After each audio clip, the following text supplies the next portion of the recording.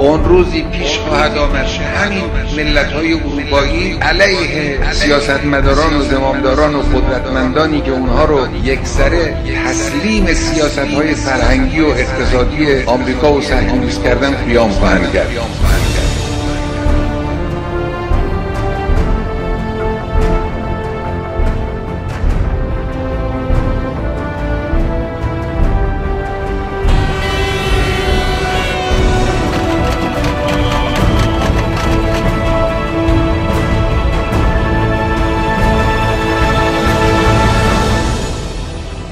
من به شما عرض بکنم فقط این نیست که در کشورهای شمال آفریقا و منطقه غرب آسیا که امروز ما در اینجا قرار داریم اینجاها یک حرکات بیداری به وجود آمده باشه. این حرکت بیداری تا قلب اروپا خواهد رفت.